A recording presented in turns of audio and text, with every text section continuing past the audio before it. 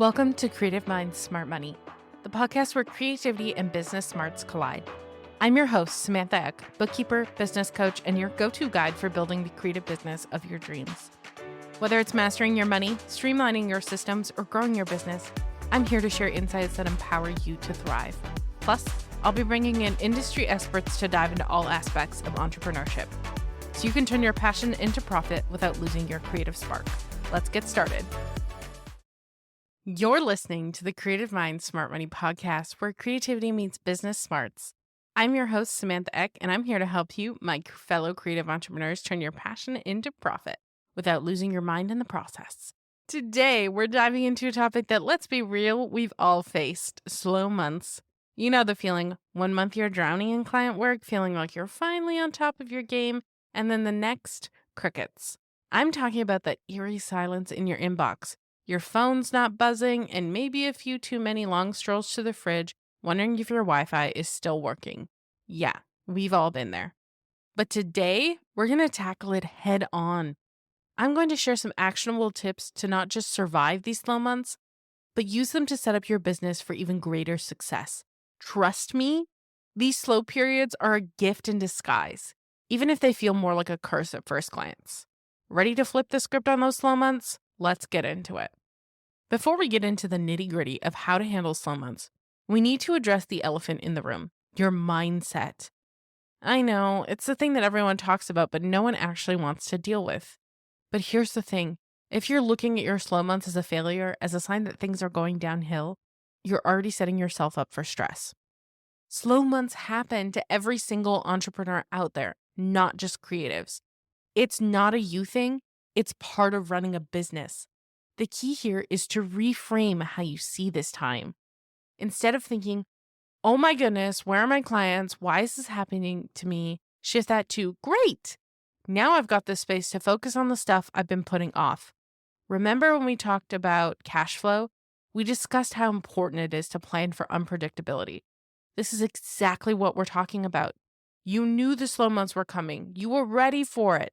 Now let's approach this like the creative entrepreneur that you are. Okay, now that we've given our mindset a little bit of a pep talk, let's talk about what we actually can do during a slow month. First things first, look at your business. Use this time to assess and adjust. When you're swamped with work, you don't always have time to zoom out and see what's working and what's not. Unless you might be planning some CEO days, which we'll talk about at some point. Now's your chance. You've got the luxury of time, so let's use it wisely. One thing I always recommend is doing a financial health check. This is where all those financial reports we talked about in the episode where we discussed knowing your financials come into clutch. Review your profit and loss, cash flow statement, and balance sheet. Look at where your money's coming in, and more importantly, where it's going out. Are there expenses that are just draining you? Are you investing in things that aren't paying off? Get real with yourself and trim the fat where necessary. Next, let's talk about those systems. You know those workflows that keep your business moving? Yeah, those. Now's the time to tweak, optimize, and improve them. We touched on this in our episode with Nikki, where we talked about how you can use AI to streamline your business. You can start automating those repetitive tasks you hate and make sure your processes are solid. Use this downtime to get your business running like a well-oiled machine. Maybe it's finally time to start implementing that CRM system, looking at you, Dubsado lovers, or creating templates for your client onboarding. Basically anything that will save you time when your business picks up again. Get it done now. Because guess what? When those busy months return, you'll be thankful you did the groundwork during the quiet times. You'll be ready to roll, not scrambling to keep up. Now here's something that's easy to overlook during slow months: nurturing your current clients.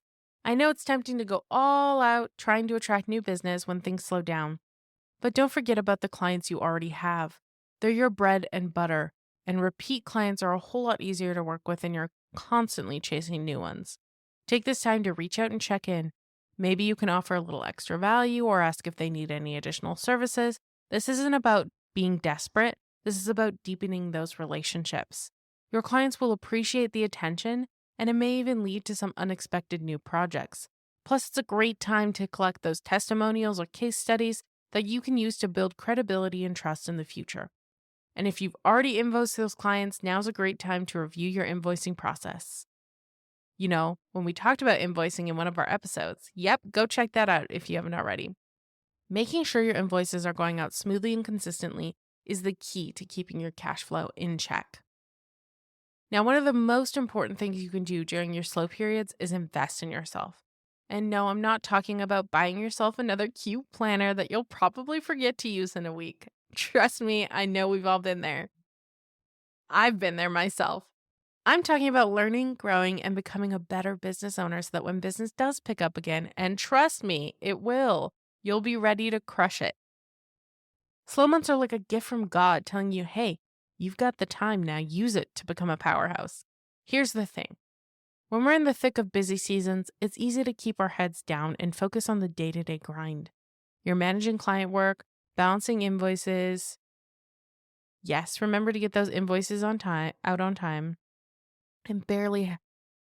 Remember to get those invoices out on time. And barely have time to think, let alone level up your skills.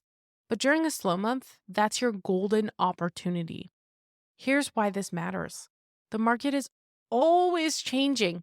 Whether it's new trends, new tools, or new platforms, business never stops evolving. And as an entrepreneur, you need to evolve with it. That could mean taking a course on a skill you've been dying to improve, reading up on industry trends, or even diving into business strategies you haven't fully mastered yet. Heck, it might mean finally learning how to get your SEO game on point. If you're not growing, you're staying still. And staying still in business is basically going backwards. So use this slow time to get ahead. Take that online course, read those books stacking up on your nightstand, or heck, maybe even hire a coach or mentor to help you see where you can level up. Or heck, maybe even hire a coach or mentor to help you see where you can level up. You want to be the business owner who says, yeah, I had a slow month, but I used that time to sharpen my tools, and now I'm coming back stronger than ever. Here's the mindset shift I want you to embrace. Think of slow months as prep time. You're not just surviving, you're setting yourself up to thrive. I know, you've heard me say this so many times. You're not just surviving, you're thriving. I will never stop repeating that. You don't want your business to be something that you're just surviving on. You want to be thriving. You're getting yourself in the best possible position so that when the floodgates open again, you're not scrambling to keep up, you're prepared, organized, and operating on a whole new level of confidence. If you've ever felt like you didn't have time to really master certain aspects of your business, now's your chance. Learn that skill, create that new service package, research new marketing strategies, do the things that make you more valuable as an entrepreneur. You're investing in yourself, and I promise you that's one investment that will always pay off. This isn't about adding more to your plate to feel busy during a slow period. Nope. This is about strategic growth. You're focusing on things that will push you forward. You're laying down the groundwork so that when business picks up again, you're ahead of the game. I know it sounds like I'm repeating myself over and over and over again, but it's so important to get this point across. Slow months are the perfect time to work on your business rather than just in it. So I'm going to need you to step that up and get proactive. Don't just wait for business to come back. Get ready for when it does. Make sure you're a better, smarter, more prepared business owner than you were before. Now, I know the temptation when things slow down is to hide. Maybe pull a little turtle move and retreat into your shell. But let me tell you this. Do not, I repeat, do not go invisible. Even when business is slow, keep marketing yourself. Keep showing up on social media. Keep sending that newsletter. Keep building those connections. You never know who's watching or when someone might need your services. And the key is when things get busy again, they'll know exactly where to find you. If you disappear now, you're going to be playing catch up when business picks back up again. So keep putting yourself out there and stay top of mind for when that next opportunity comes your way. Last but not least, and most important, give yourself some grace. It's so easy to get worked up during slow months, but don't forget to take care of yourself. Being an entrepreneur is already stressful enough as it is, and it's easy to burn out. Use this time to rest, recharge, and reflect. You can't pour from an empty cup, my friends. So take a day off, do something that fuels your creativity, and then go back to building that empire. You're used to this by now, but let's recap what we learned in this episode. We need to reframe our mindset.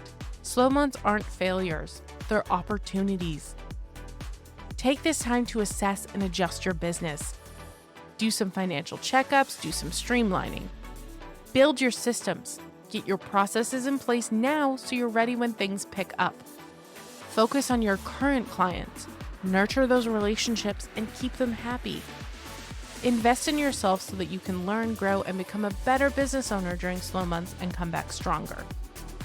Keep marketing. Stay visible even when things are slow. And don't forget to give yourself some grace and take a breather so that you can recharge that creative energy. Slow months don't have to feel like the end of the world. They're just a different phase in your business, and if you approach them the right way, you can come out stronger than ever. If you found this episode helpful, make sure to hit subscribe, share it with a fellow creative entrepreneur, and let's start handling your slow months like the pros that you are. Until next time, farewell, fellow travelers.